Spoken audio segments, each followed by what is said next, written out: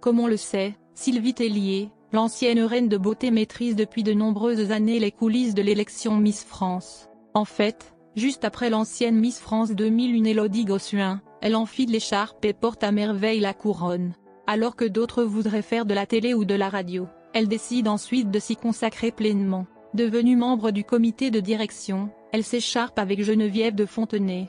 Très vite, les deux femmes réalisent qu'elles ne sont pas sur la même longueur d'onde. De fait, les querelles sont si difficiles à gérer en interne que la dame au chapeau prend de sérieuses distances avec Andemol et son ancienne protégée. Profitant de ce tsunami, cette dernière fait tout pour accéder au poste de présidente. Pour la femme du fondateur, c'est la goutte d'eau qui fait déborder ce vase plein à ras bord. Rassurez-vous, ça ne l'empêche pas de prendre régulièrement la parole.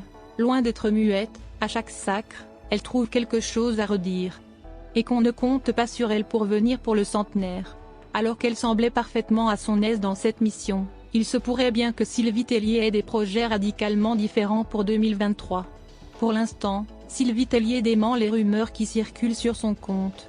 Personne ne l'a mis à la porte. Pour preuve, elle continue d'accompagner la tenante du titre dans tous ses déplacements dans l'Hexagone. Ce n'est pas toujours simple d'aller à la rencontre des admirateurs. Durant son mandat, Amandine Petit avait dû affronter les critiques. Comment se fait-il qu'elle ait poursuivi son Tour de France alors qu'on était en plein confinement? Soucieuse de laver l'honoré de sa protégée, la femme de Camille Lemot avait volé à son secours. Mais alors, que va faire Sylvie Tellier si elle quitte le comité de Miss France? Son acolyte Jean-Pierre Foucault n'a pas daigné répondre à ce bruit de couloir. De plus en plus de sources affirment qu'elle prendrait les rênes de la Star Academy. Oui, vous ne rêvez pas, après 2 décennies d'absence, le célèbre télécrochet de Nikos Aliagas revient à l'écran. La série de documentaires, les retrouvailles des anciens, tout cela n'était pas anodin. Certes, nous n'en sommes qu'à la phase du recrutement des candidats. Mais qui sait, peut-être qu'en s'installant à Damary-Lélis elle va faire mieux qu'Alexia Larouche-Joubert en son temps, pour l'épauler. Elle pourra compter sur le soutien indéfectible de son beau-frère, Jean-Pascal Lacoste.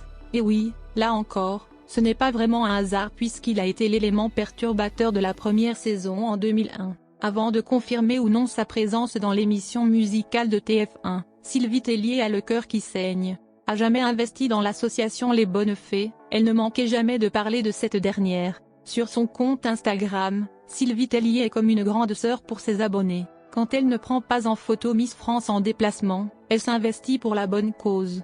La disparition de l'une de ses membres, c'est un cataclysme dont elle est incapable de se remettre. La légende de sa story ne peut laisser aucun fan indifférent. C'était il y a un mois, hier, et pourtant tu as perdu ton combat contre cette saleté de maladie. Tu vas tellement nous manquer Natacha. Tout de suite après, on comprend le mal qui a emporté sa précieuse collaboratrice. On est bien d'accord avec elle.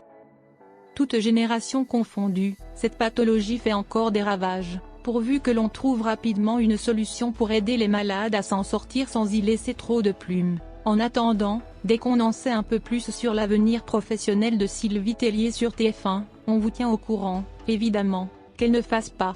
Peu importe sa décision finale, ses fans ne lui en tiendront jamais rigueur.